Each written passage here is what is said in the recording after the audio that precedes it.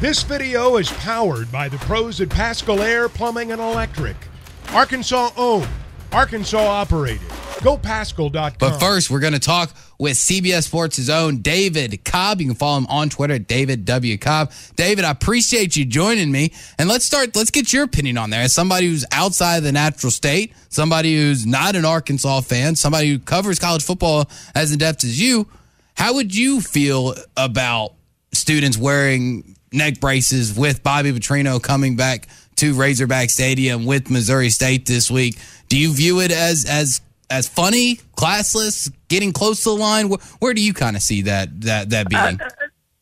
It's inevitable and it's hilarious, and it's so college football. No other sport could provide us with such a spectacle like that. So I'm fully anticipating it, although I hadn't really considered the possibility until I heard you talking about it just now. But it's going to be a fun scene there, a funny scene. I was covering Tennessee when Lane Kiffin came back to Knoxville for the first time as offensive coordinator of Alabama. And there were just a lot of jeers, a lot of signs.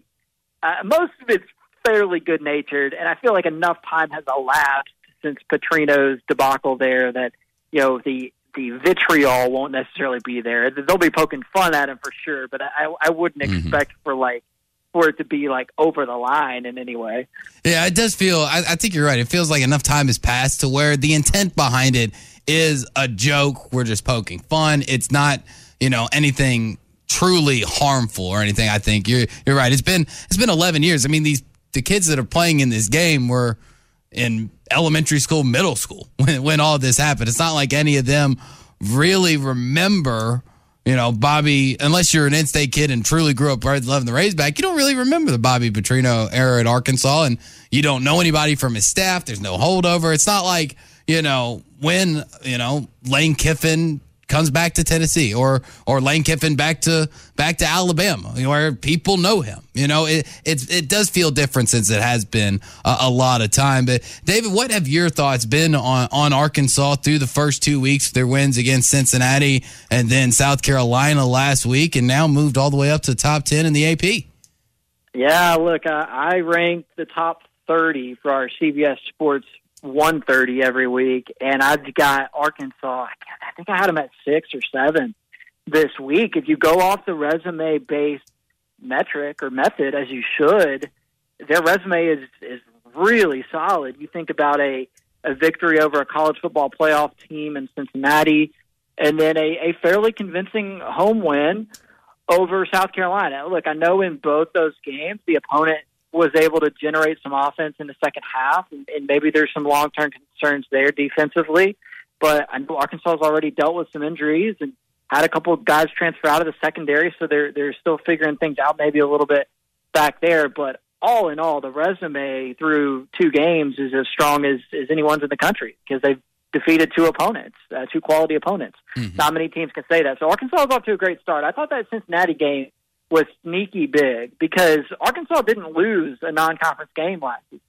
So if the Razorbacks are going to match or exceed last year's win total, it was really important that they win that Cincinnati game. Otherwise, they were going to be facing an uphill battle just to match, the win total from a year ago. So to get that one under the belt right away, huge. And it sets this Arkansas team up to compete to be that third best team in the SEC. And who knows? With Alabama looking as weak as it did at Texas last week, maybe the SEC West isn't as signed, sealed and delivered as we thought it might be. So I've been impressed so far with Arkansas. I'd give them a solid 9 out of 10 at this point. Let's go straight to that Alabama-Texas game that was going on at the same time as Arkansas-South Carolina. And there was a lot of channel flipping back and forth throughout our listening area. But probably most people didn't get to watch it as in-depth as I'm sure you did and other people have. Was it Texas is a lot better than we are, or Alabama's got some holes that we didn't think, and what the heck is with the penalties? Right. Yeah, that's the issue with Alabama that I think is actually the easiest to fix, to clean up, the penalties. You don't see a Nick Saban team so undisciplined very often, especially not one that actually has continuity on the coaching staff. This is a rare situation for Alabama where they have both their offensive and defensive coordinators back from last season and kind of a veteran unit relative to Alabama standards for a team that regularly loses high levels of talent to the NFL draft. There are some familiar faces and some experienced players on both sides of the football. So to see them struggle with penalties like they did was pretty surprising, and perhaps just a side effect of playing a quality opponent for the first time. I mean, they drubbed Utah State in the first week. Utah State is not as good as it was last year, not by a long shot. They won the Mountain West a year ago. They went out and lost to an FCS team last week. So Alabama was tested in a far more significant way than it had been in a long time at Texas. And so I think they can clean the penalty stuff up. I mean, my long-term concern with Alabama, though, is the offensive line. If they're unable to consistently generate 4, 5, 6-yard rushes, it just puts so much pressure on Bryce Young. And I don't know if those receivers are totally ready to be the stars that we assumed they would be yet. So that's my issue. The penalties, they'll clean it up. Nick Saban, I guarantee you, has made practice really difficult on them for those penalties this week. But the O-line and maybe the skill position stuff out wide is what I'm going to be watching with Alabama moving forward. Yeah, David, that was the main thing that I really took away from watching that game was just things that you don't see during a Bama game. You don't see penalties. You don't see drops. Like, you're so used to Alabama wide receivers over the last 5-6 years. If it's anywhere near them, they're going to catch it. So it truly was kind of just an eye-opener, I think, for me. And I think a lot of people around the SEC are truly maybe licking their chops a little bit more, saying, hey, we actually really do want Bama. But on the Texas side of that game, losing Quinn Ewers, is it too early to say that maybe Sarkisian is the guy? Yeah, it is. They're coming off of a 5-7 season still. And look, we're pumping Texas up here for losing a game. We put them in the AP poll after they lost. I mean, come on. Like, I get it. We're all anxiously awaiting the day that Texas truly is back. And landing Arch Manning, I think, as a prospect, sort of, and Quinn Ewers, for that fact, raises the expectation that it's inevitable that they will be back. But we may be jumping the gun here. I mean, but I think the one rock-solid positive takeaway that you can assign to this Texas team is that its defense is improved. I mean, they just held the Heisman Trophy winner and an offense loaded with talent to 20 total points, and that's, I think, something you can be pleased with. Now, I do have concerns about the offense. Quinn Ewers looked good when he played before he got hurt, but if he's going to be out for a month and Hudson Card's kind of got a bum leg too, I mean, this could get rough for Texas. If Card isn't close to 100%, their schedule is no cakewalk. I mean, starting this week with UTSA, and then quickly going into conference play after that, I think they play something like 7 straight weeks, with Big 12 opponents on the docket every week after UTSA this week. So, look, there's nothing that's going to come easy for Texas. And when you're coming off of a 5-7 season and you're already dealing with quarterback injuries the first month, I mean, I feel like at this point, if you're a Texas fan, you just got to be happy with 8-4, honestly, and that's no better than what Tom Herman did. But given the way things went last year and the situation they're in out of the gate, I mean, you got to be realistic here. Speaking of the state of Texas, and even speaking of 8-4, A&M they fell in not the greatest fashion against App State, especially when the videos of Midnight Yell came out. Afterwards, we've poked fun at them throughout the week already. But you look at Jimbo Fisher's record and Sumlin's record through however many games they're through right now. They're almost identical. I think actually Sumlin's won like one more game to this point in his stint in A&M than Jimbo has. Is it time for, I guess, nationally and even for A&M just to realize 8-4 is what you are? Because, David, if it quacks like a duck and it walks like a duck, I mean, it's a duck, right? It is, yeah. The Texas A&M situation is stunning because the record, if you put it side by side with Kevin Sumlin for Jimbo Fisher's to this point, is more or less identical. And recruiting classes can only do so much for you in terms of saving your reputation. Look, if you're Marcus Freeman right now and you're at Notre Dame and you're off to an 0-2 start, you're going to be forgiven to a certain degree because of how well you're recruiting and because it's year one. But once you get to year 5, nobody cares how well you're recruiting anymore if you're not actually winning games. So that's the issue with Texas A&M and Jimbo Fisher is when are we going to start winning games? And when you lose at home to Appalachian State and you haven't even played an SEC game yet, that's deeply concerning. And again, it speaks to, I think, a positive situation for Arkansas to be in right now. If you're looking around last week, you handle business at home against a quality SEC bowl team in South Carolina, and then you look and you see Texas A&M struggling and losing to Appalachian State.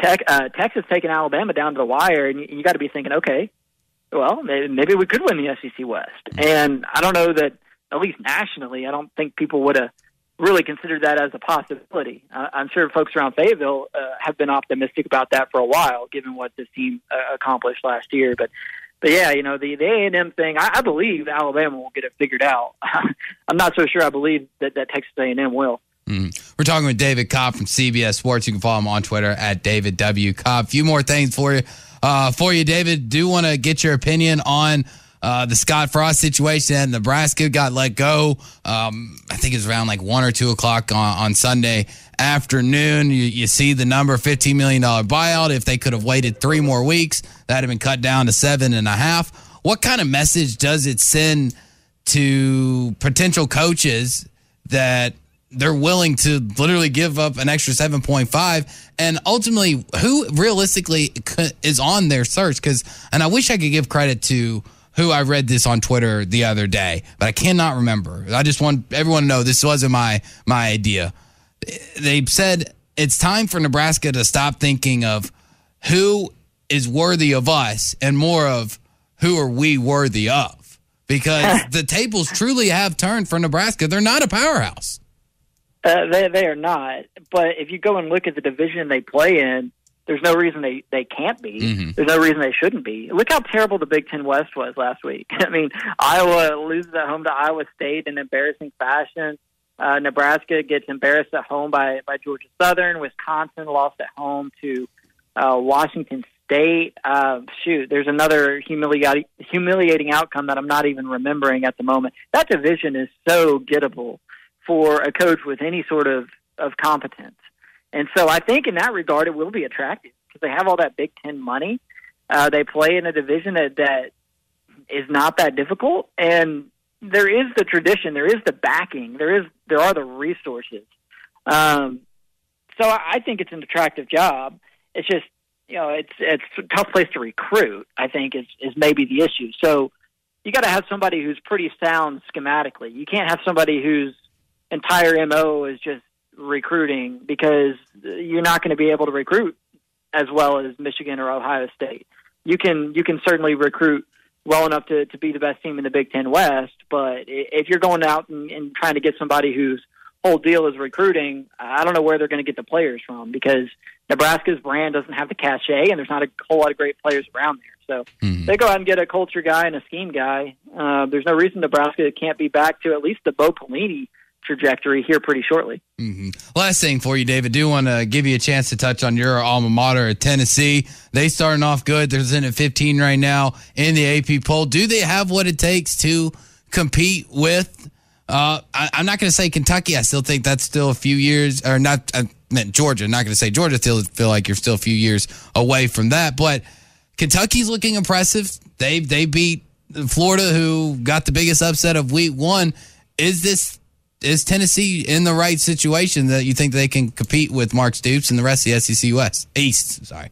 Yeah. Of course, they got a long way to go, but I think before they close that gap on Georgia. But yes, Tennessee is in a good position to take a step forward in year 2 under Josh Heupel, much like Ole Miss took a step forward in year 2 under Lane Kiffin, much like Arkansas took a step forward in year 2 under Sam Pittman.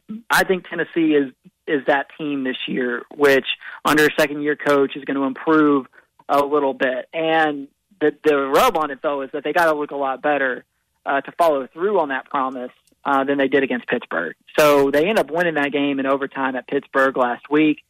They would not have won the game if Keaton Slovis had remained healthy for Pitt, and probably not if the backup, Nick Patty, hadn't been injured too. So the reality is Tennessee was sort of gifted a victory up there due to the injury situation for the opposing team's quarterback, much like Alabama at Texas. And Tennessee had a lot of penalties, a lot of things to clean up. They honestly had a similar type of performance as Alabama did. So it was a win, and you're not mad about going on the road and beating a power conference opponent. But if you're going to be what people thought you were going to be, there's a whole lot that you got to get better at pretty quickly. That's the situation that I see Tennessee in.